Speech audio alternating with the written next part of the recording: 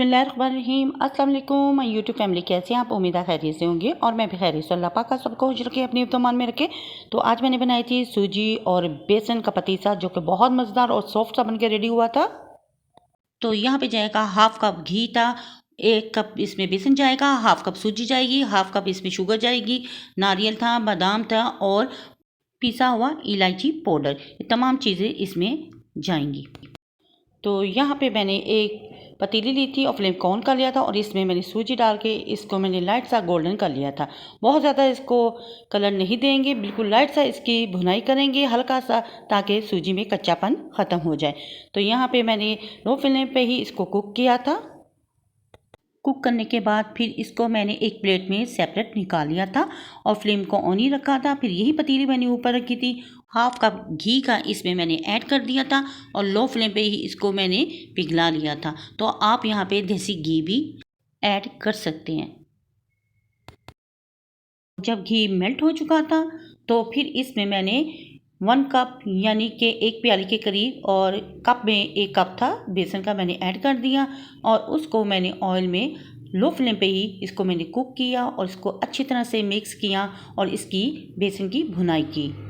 तेज़ आंच में हम इसको नहीं भुनेंगे क्योंकि बेसन बहुत जल्दी जल जाता है, तो लो फ्लेम पे ही हम इसको कुक करेंगे। और इस तरह मैं चम्मच को हिलाते हुए मिक्स करती रही ताकि इसमें गुठली ना बने और इसके बाद इसकी मैंने भुनाई करनी शुरू कर दी। और जब ये गुठलियाँ ख़त्म हो चुकी थी तो ये मेल्ट हो चुका था और बहुत अच्छे तरीके से मैंने इसकी भुनाई की, लो फ्लेम पर ही इसको कुक किया। और इसके बाद फिर मैंने इसमें इलायची पाउडर डाल दिया। इलायची पाउडर डालने के बाद फिर इसको मैंने लो फ्लेम पे ही अच्छे तरीके से कुक किया और इसका कलर चेंज हो चुका था और खुशबू बहुत अच्छी आ रही थी, यानी कि बेसन हमारा बनके रेडी हो चुका था और भुनाई हो चुकी थी। फिर इसमें मैंने हाफ कप सूजी का ऐड कर दिया और उसको भी बेसन में डाल के मैंने अच्छी तरह से भून लिया और ये बहुत क्रिस्पी सा और सॉफ्ट सा पतीसा बनके रेडी हुआ था। तो जो बर्फ़ी होती है, बर्फ़ी में शुगर मेल्ट करके डालती हैं, शीरा बना के डालती हैं, तो इसमें मैं चीनी ऐसे ही ऐड करूँगी और ये बहुत मज़ेदार क्रिस्पी सा बन के रेडी हुआ था। यहाँ पे सूजी डालने के बाद मैंने अच्छे तरीके से इसकी भुनाई कर ली थी और फिर इसमें मैंने कद्दूकश किया हुआ नारियल डाल दिया।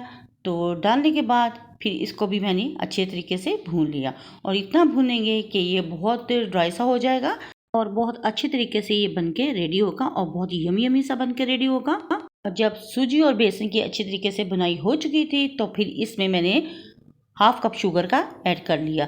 तो अपने टेस्ट के अकॉर्डिंग आप इसमें शुगर ऐड कर सकती हैं, कम या ज़्यादा कर सकते हैं जितनी आप शुगर लेते हैं।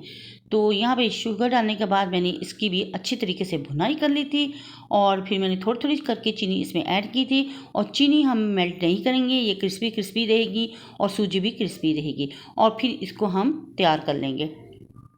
और ये बहुत सॉफ्ट और नरम सा पतीसा बन के रेडी हुआ था और बहुत यमी सा बन के रेडी हुआ था। तो फिर यहाँ पे मैंने लो फ्लेम पे ही इसको कुक किया है और यहाँ पे हमारा मेथा बन के बिल्कुल रेडी हो चुका था। और फिर मैंने एक स्टील की प्लेट ली और उसको मैंने घी से ग्रीस कर लिया था और उसके नीचे थोड़ा सा मैंने नारियल डाल दिया था, थोड़े से बादाम डाल दिए थे और फिर ये अमेज़ा ठंडा करने के बाद मैंने प्लेट में ऐड कर दिया, यानी कि बहुत ज़्यादा गर्म नहीं था, तो नॉर्मल सा। जब ये ठंडा हो चुका था तो फिर इसको मैंने प्लेट में सेट कर दिया था और सेट करने के बाद फिर इस पे मैंने बादाम, नारियल इस पे डाल दिए थे और इसको डेकोरेट कर लिया था और ठंडा करने के लिए इसको मैंने 4 घंटे के लिए छोड़ दिया था और ये बहुत मज़ेदार पतीसा बन के रेडी हुआ था।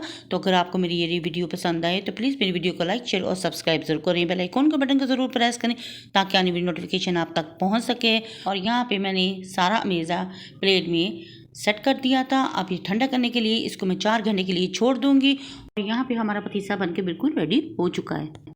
यहाँ पे मैंने हल्के हाथ से इसकी कटिंग कर ली थी और ये बहुत सॉफ्ट और यमी यमी सा बन के रेडी हुआ था और आप इसको चाय के साथ लें, ये बहुत मज़े का बन के रेडी हुआ था। तो आप इसको ट्राई ज़रूर कीजिएगा। और फिर मैंने इसको प्यारी सी प्लेट में इसके पीसेस को डिश आउट कर लिया था और आप देख सकते हैं। और इतनी मज़े के ये पतीसा बन के रेडी हुआ था। तो आप इसको बनाएं और ट्राई करें और अपने बच्चों, अपनी फैमिली के साथ करें एंजॉय और अपनी बहन को रखें दुआओं में याद। तो नेक्स्ट वीडियो तक दे इजाज़त। अल्लाह हाफिज़ और अल्लाह निगहबान।